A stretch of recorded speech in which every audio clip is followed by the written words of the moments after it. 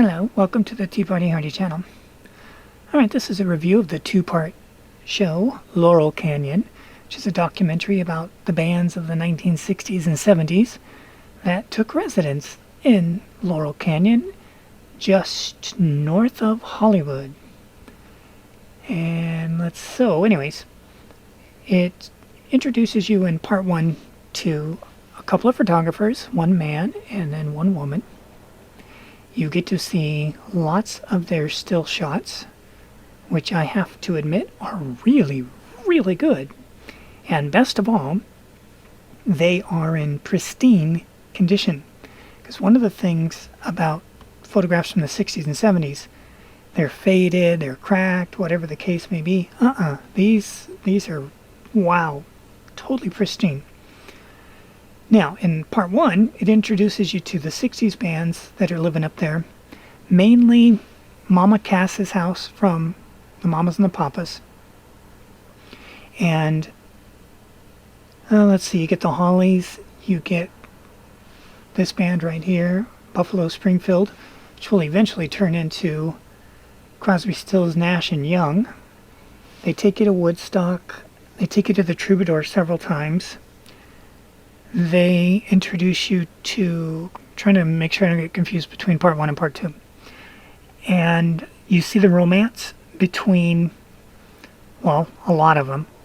But the one they spend the most time on of romance as compared to the falling out of romance is with Joni Mitchell and Graham Nash from the Hollies. And then later on, Crosby, Stills and Nash. And that's the one story they really do spend a lot of time on. All the other ones, it's a whole lot of toe in the water. And it's really, if you don't know that much about them, you're not going to leave knowing a lot more about them than you did before. The exception would be the anti-romance, which is with the Mamas and the Papas and Michelle Phillips and her husband, and they're fighting. They do give that story a little bit of attention. They also really give a very sentimental, and I don't mean that in a bad way, a very sentimental portrait of Mama Cass. And when they get to her end, it's, wow, it hurts. They did a good job in the way they unfolded that story. Okay, so that's part one, where everybody was partying and it didn't cost much to live there, which is so not true now. Now, it depends on which part of the canyon. Because they keep giving the address of where this place was. Oh, and they do finish it up at the end. They tease the last couple of seconds, and then it goes into two, the Charlie Manson family. Which did not happen in Laurel Canyon. It happened in one of the canyons near it.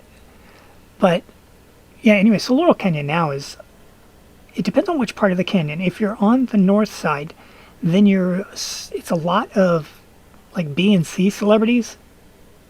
Okay, C and D celebrities.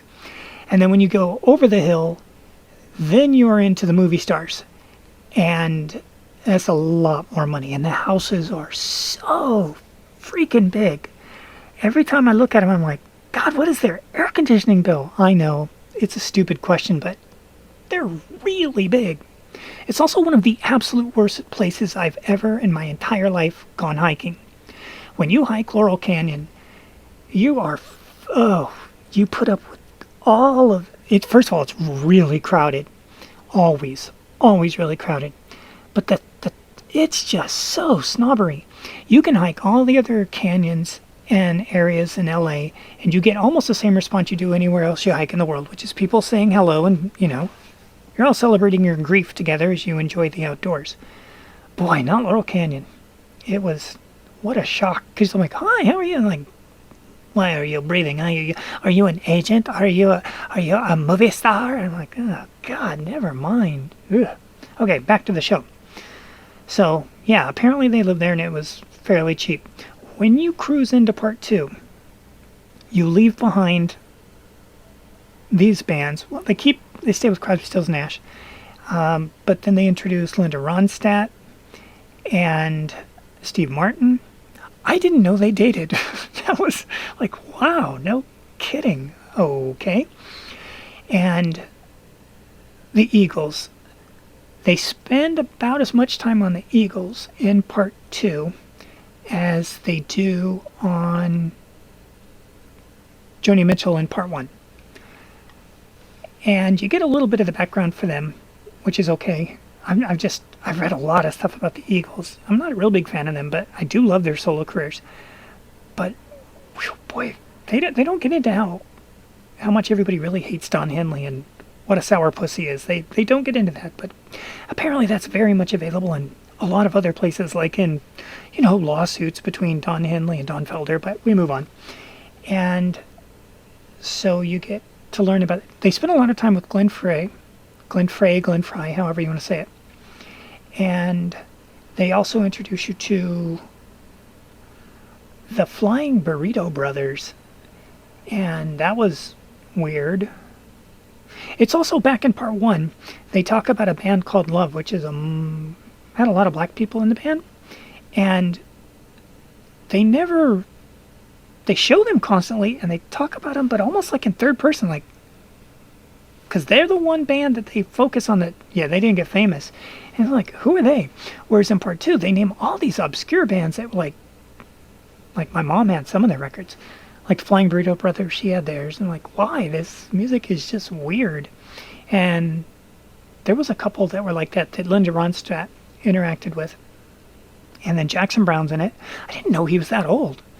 And apparently he is, because again, this is the second wave of the Laurel Canyon bands, and he was the first guy to make it out of the second wave to make it with hits with Dark to My Eyes. So I enjoy that, because I'm going to say big fan of Jackson Browne, but I enjoy his music. So that was cool. But no matter what, in summary, the show has excellent photographs by the photographers that the show is kind of centered around. The interviews, and they play a lot of clips of interviews from Mama Cass, and she's very much no longer with us. They do some stuff with Jim Morrison from The Doors, and so you do get a lot of interviews, even if they're not alive, from pre-recorded ones, obviously. And so that's not so bad. But you watch I think it's 3 hours between both episodes being put next to each other. It's good, you'll enjoy it, but you really just don't learn that much. And then the idea of trying to make Laurel Canyon the center focus of the whole story, it just never worked for me. And they show part of the road, but the problem is, like, how do you show the road without bumping into, 50 years later? And you don't, so they don't. So they show, like, car wheels and the ground, and there's a little bit of stock footage. But, yeah. And I will admit, personal bias, I know Laurel Canyon really well. I've been there oodles of times. And so, but it didn't connect nicely to it. Like, when you watch a story about Elvis and they talk about Graceland, that feels centered. It works. It doesn't in this at all. And maybe that's just because, like, the only house you get to see is Mama Cass's in, like, 1 or 2 shots. So maybe that was it. I don't know. But do I recommend it? Sure. Yeah, watch it. Especially if you're a fan of these bands, because it's just, it's fun. But you get way more out of YouTube videos and biographies on YouTube than you will out of this. But you won't get the quality of photography. Yeah, I think I made that pretty clear. Thanks for watching, and we'll see you in the future.